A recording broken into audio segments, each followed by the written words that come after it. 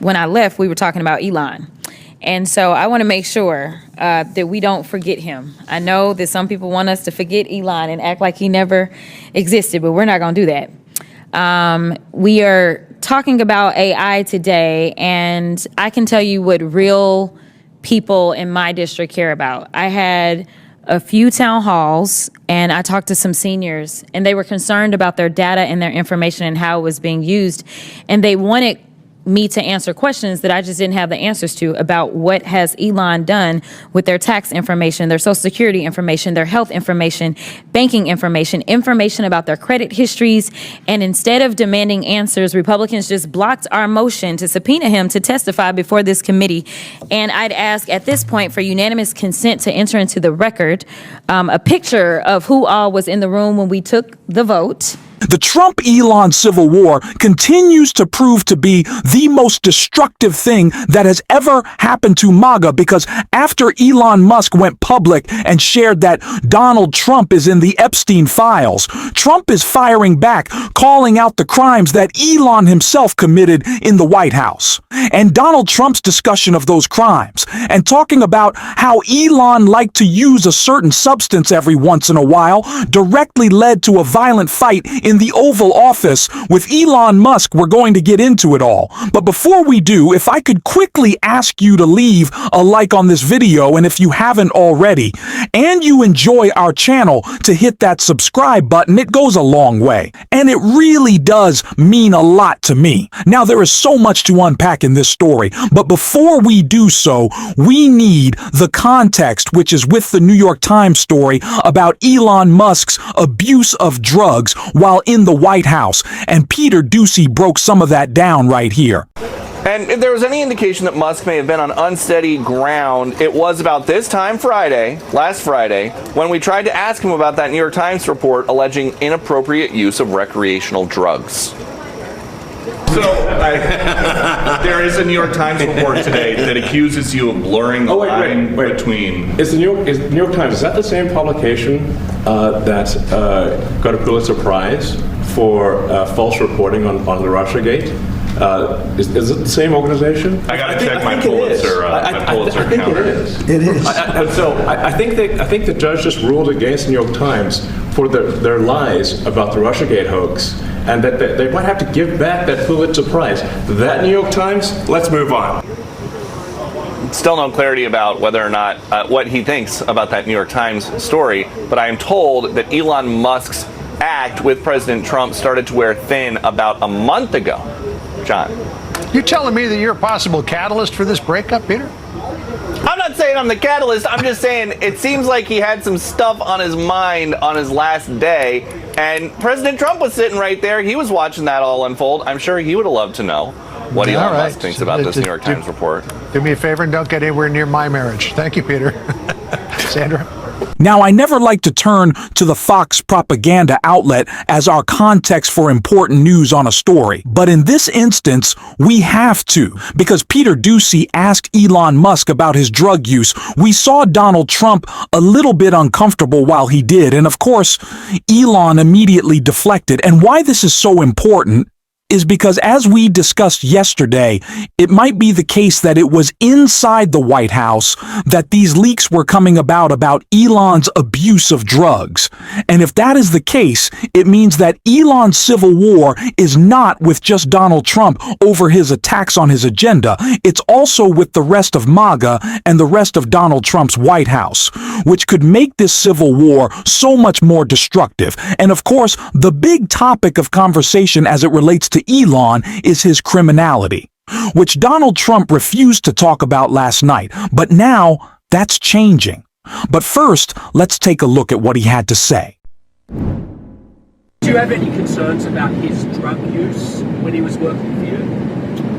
I don't want to comment on his drug use. I don't know what his status is. I read an article in the New York Times. I thought it was, frankly, it sounded very unfair to me. You said earlier today that Mr. Musk had a problem. What did you mean by that? And did you misjudge him? I don't want to talk about problems. I think that I think the United States had problems. So Trump didn't directly address, he said, I don't want to talk about Elon Musk's drug use. But now all of that has changed as more information is coming out about what Donald Trump was saying behind the scenes about Elon. Now, of course, this split. It was very public. It exploded over the past couple of days, but there was a long lead up, which is what is so important here, to Elon's ultimate departure from the White House.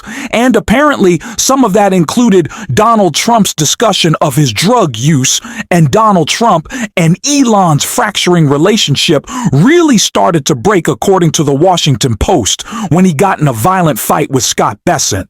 We're going to check that out. Then I want to see what Donald Trump had to say about Elon's little favorite habit in mid-April Musk.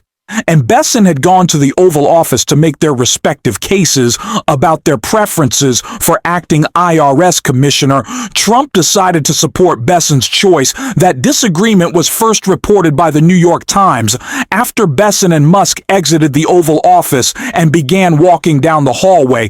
The two men started to exchange insults.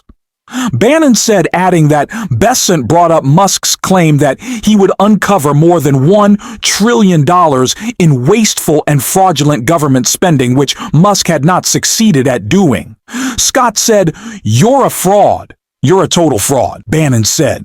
In an interview, Musk then rammed his shoulder into Bessent's rib cage like a rugby player, Bannon said, and Bessent hit him back.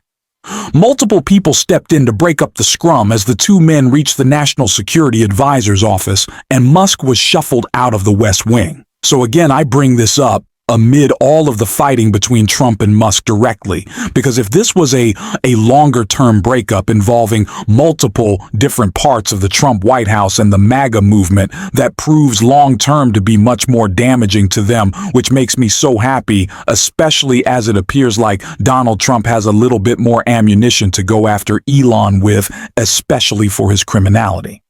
And it was broken down by the Washington Post right here, inside the battles that shattered the Trump and Musk alliance. Donald Trump was dejected, processing his very public split with the world's richest man rattled in the wake of Elon Musk public attacks and apparent call for his impeachment. Trump worked the phones debriefing close confidants and casual acquaintances alike.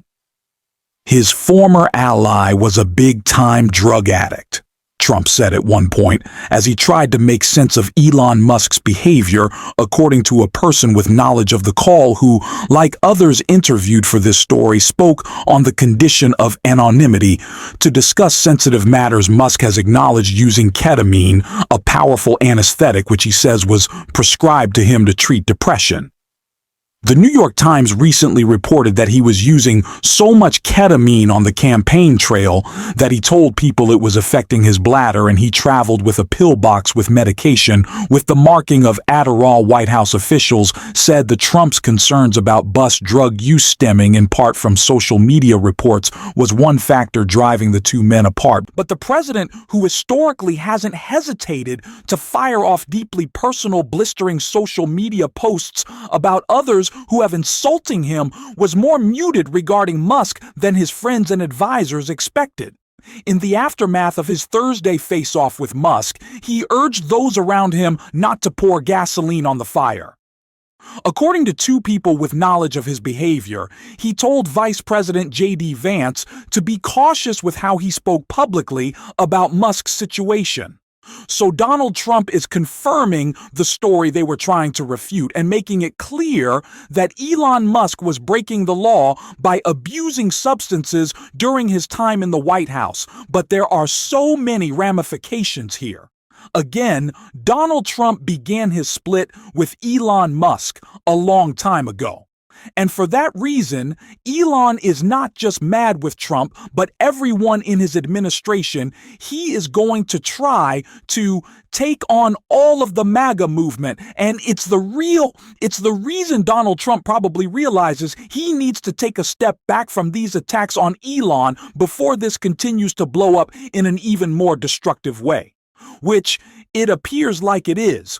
But it's not just Trump who's trying to play the chess game here. So is J.D. Vance, who has mentioned at the end of that article, and his pretty loud silence over the past couple of days has been indicative of where his head's at, especially when we take a look at what he had to say when he first heard the story of Elon's blow up at Trump on Theo Von's podcast. Vance any credit here. I hate to do that, but I do think he is a good understanding of MAGA. He understands how to climb the ladder of the MAGA movement. He's clearly done that very well. He's positioned himself as Trump's successor after just a little bit of time in the Republican Party. I don't want to give J.D. Vance credit, but we do know that much so clearly in this moment. He's trying to figure out, all right, Trump's going to be gone soon. Elon may be sticking around. I don't want to get on his bad side, he said. Maybe he's out of the party, but we don't know. Not even JD is backing his boss completely because he does not know what is about to play out. That is the current status of what's happening right now, is that the fighting will be ongoing, and it is affecting all of them, and they know it. It is going to be incredibly destructive to their movement, and good. It should be. I hope this preoccupies their time so they can stop trying to steal healthcare away from millions of Americans and collect all of our personal data to use it against us, as Jasmine Crockett broke down right here. Madam Chair? No objection. As well as, since our clerk was ready and she knew who was in the room, the actual record of who was in the room at that time. No objection. Thank you so much. 5 months into the 119th Congress, and no one from the administration or DOJ has appeared before this committee to explain why they're invading the privacy of Americans. And the irony of it all is, during a 2023 hearing, I remember Chairman Comer stating that, quote, "We've witnessed big tech autocrats wield their unchecked power to promote their preferred political opinions. And now he and committee Republicans are here helping the world's richest man to do just that. They're letting him spy on companies competing for government grants, but worse, they're letting him spy on you, the American people." Look, we can all agree that incorporating emerging technologies like artificial intelligence into government operations can be effective. However, these technologies shouldn't be used to weaponize the government against the public. Now, of course, the civil war between Musk and Trump is the big story, and we are going to be covering it nonstop on this channel. But I also want to talk about the stories that, in part, they are trying to distract from this gathering of our personal data via Palantir, a private corporation, is certainly a scary story. We're going to be talking more about it, and if you want to support that, as always, you can hit that subscribe button, leave a like on this video, and if you stuck around in the end, drop a blue heart in the comments. And until next time, I will see you soon.